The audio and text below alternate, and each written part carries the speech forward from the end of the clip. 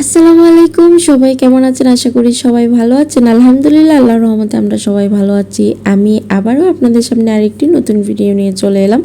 আশা করি আপনারা পুরো ভিডিওর সঙ্গে থাকবেন, আর যদি ভালো লাগে লাইক কমেন্ট শেয়ার করে দিবেন। এই যে আমি ছাদ বাগানে গিয়েছিলাম আর সেখান থেকে কিছু সবজি উঠিয়ে নিয়ে আসলাম। আর বড় হাস্যকর বিষয় হচ্ছে এই বরবটিটা দেখে আমার খুবই হাসি পাচ্ছিল, একদম বয়স্ক হয়ে গিয়েছে। তারপরে সব কিছু আমি কোটাবাছা করে আমি ধুয়ে নিলাম, ভালো করে ধুয়ে নিলাম।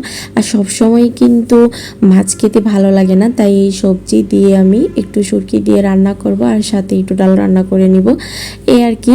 এটা মনে হয় আমার না, আপনাদেরও মনে হয় প্রতিদিন মাছ খেতে ভালো লাগে না, মাঝে মধ্যে একটু ভর্তা শাক এগুলো খেতে কিন্তু মন চায়, সাথে শুটকি।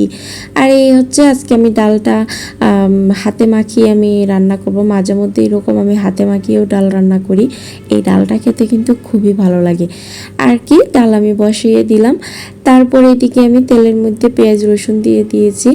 আর শুটকির তরকারির মধ্যে আপনারা আদা রসুন পেস্টও দিতে পারেন, আবার আস্ত রসুনটা দিলে অনেকটা ভালো লাগে। আর এই পেঁয়াজের মধ্যে কিন্তু প্রথমে যদি আপনি শুটকিটা একটু ভেজে নিন, শুটকিটা অবশ্যই ভালো করে ধুয়ে নেবেন।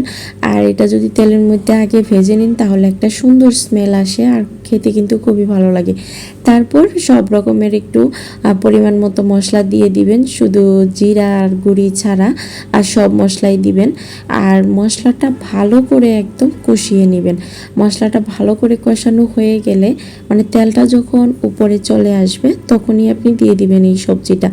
আর এখানে আমি ছাদ থেকে কিছু মিষ্টি কুমড়োর ডাঁটা, একটা বেগুন, তারপরে একটা ধুন্দল হয়েছে, এই একটা একটা করে ধুন্দল হয় আর আমি একটা একটা করে ধুন্দল উঠিয়ে নিয়ে আসি প্রত্যেকটা তরকারির সাথে দিয়ে দিই। আর এখানে এই যে দেখেন আমার এই যে সাদা বেগুন, আর সাদা বেগুন কিন্তু তরকারির মধ্যে এরকমভাবে কেটে দিলে কিন্তু খুবই ভালো লাগে।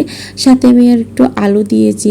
এইরকম সব রকমের সবজি দিয়ে যদি আপনি শুটকির তরকারি রান্না করেন কিন্তু খুবই ভালো লাগে। আর দেখেন সবজিটা কিন্তু দেখতে খুবই ভালো লাগতেছিল।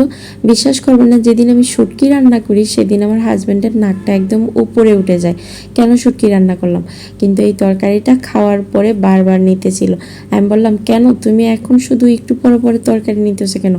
তরকারিটা আসলেই অনেক মজা হয়েছে। তাই বলি কি, মাঝে মধ্যে এরকম সব রকমের একটু সবজি দিয়ে শুটকি রান্না করবেন, খুবই ভালো লাগে। আর দেখেন তরকারিটা কিন্তু দেখতে খুবই লবণীয় হয়েছে আর খেতে কিন্তু খুবই মজা হয়েছে। আর ফাইনালি কিন্তু আমার তরকারিটা হয়েছে, আর এইদিকে কিন্তু ডালটাও হয়ে গেছে। আর ডালের মধ্যে যদি একটু এরকম ধনিয়া পাতা কুচি দেন তাহলে কিন্তু খুবই ভালো লাগবে। আর আশা করি আপনাদের কাছে ভিডিওটা আমার ভালো লেগেছে।